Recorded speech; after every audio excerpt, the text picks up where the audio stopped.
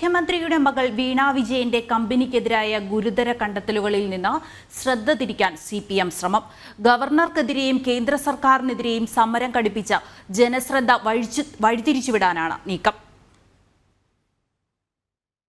മുഖ്യമന്ത്രിയുടെ മകൾ വീണ വിജയന്റെ ഉടമസ്ഥതയിലുള്ള എക്സാലോജി കമ്പനിയും CMRLും തമ്മിൽ വഞ്ചനാപരമായ പണമിടപാടാണ് നടന്നതെന്നാണ് രജിസ്ട്രാർ ഓഫ് കമ്പനീസിന്റെ പ്രാഥമിക കണ്ടെത്തൽ.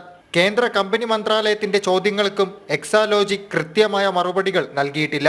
കമ്പനി നിയമപ്രകാരം ശിക്ഷ ലഭിക്കാവുന്ന ഗുരുതര കുറ്റകൃത്യങ്ങളാണ് വീണ വിജയന്റെ കമ്പനി ചെയ്തിരിക്കുന്നത്.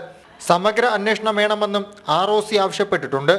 ഇതിൽ വിരളി പൂണ്ട് ജനശ്രദ്ധ തിരിക്കാനാണ് ഗവർണർക്കെതിരെയും കേന്ദ്ര സർക്കാരിനെതിരെയും സമരം സംഘടിപ്പിക്കാൻ CPM ശ്രമിക്കുന്നത്.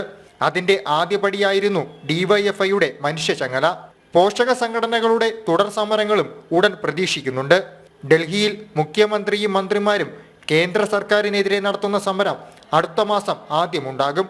ഇങ്ങനെ സാമ്പത്തിക പ്രതിസന്ധിയിലടക്കം കേന്ദ്രത്തെ പഴിചാരി എക്സാലോജിക് വിഷയം വഴിതിരിച്ചുവിടാനാണ് നീക്കം. ഇതിന് പ്രതിപക്ഷ കക്ഷികളുടെ പിന്തുണ തേടാൻ അണിയറ ചർച്ചകളും സജീവമാണ്. ജനം, തിരുവനന്തപുരം.